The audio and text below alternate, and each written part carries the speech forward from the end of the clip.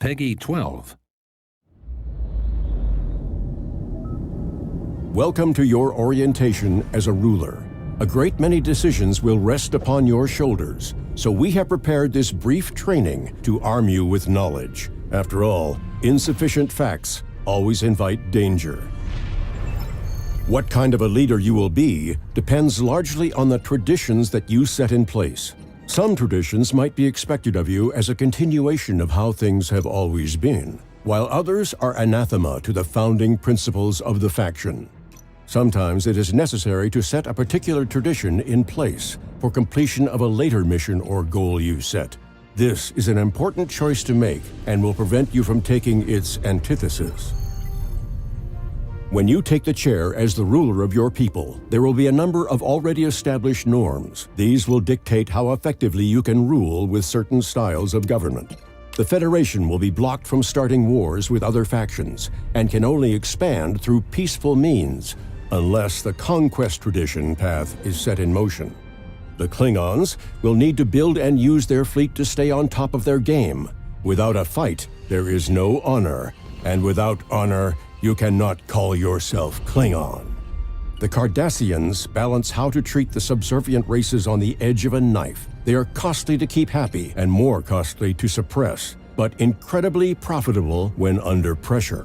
The Romulans cannot build a large fleet, so they need to build large ships. Artificial black holes are a great way to avoid using matter and antimatter reactors, but it comes at a great cost. Depending on the faction you lead, you will see things from a different perspective. The situation may be the same, but how that information reaches you and how it affects your people will vary. This, of course, is part of the diversity of the Alpha and Beta quadrants. However, you are not the only nations that have a stake in how the political playing field evolves. Minor powers across the quadrants, vying to remain stable, are in a precarious and vulnerable position and may require help. Will you offer it to them and indirectly affect the war effort, or join the fight? While war is an expected and inevitable part of the balance of power within the galaxy, you must take caution with how you approach it. Long drawn-out campaigns will wear your people down, creating enemies in unexpected camps, and underlining all of it will be the overall tension across the quadrants. War affects everyone. Among the many tools in the arsenal of galactic power, your fleet is the most obvious one. A strong fleet does not simply mean the most ships. It means having the crews available to ensure optimality. Officers with the training to secure victory. That is where each fleet's power lies, but it is also where the challenge of drawn-out conflict takes its toll. Training new officers requires the construction of specialized military bases to be able to support the war effort. A ship without its crew will be far less effective. The capability of your fleet also depends on its ability to warp, as well as your understanding of warp distances. Some of the most important things to remember are that each ship class under your command has a range, and that not all of them are the same.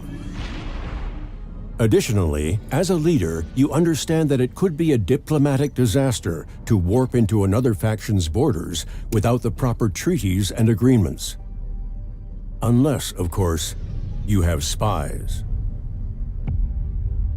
Warp highways can make the process of traversing the quadrants faster, but these may not always be convenient to your destination. Still, it is worth your time to explore where they lead, as they provide shortcuts across the quadrant. You may have been a famed admiral or daring captain prior to your appointment to leader, but now you sit above it all. It is your job, nay, your responsibility, to act with the bigger picture in mind. Leave the micro-level decisions of target priority or when to cycle shields to your captains and admirals. Learn to trust those who serve you, to make the best combat decisions in the heat of the moment. It is no longer your purview. You must focus on more important matters. Use this knowledge to guide your decisions as you lead your people. The rest is up to you. Create your own Star Trek story.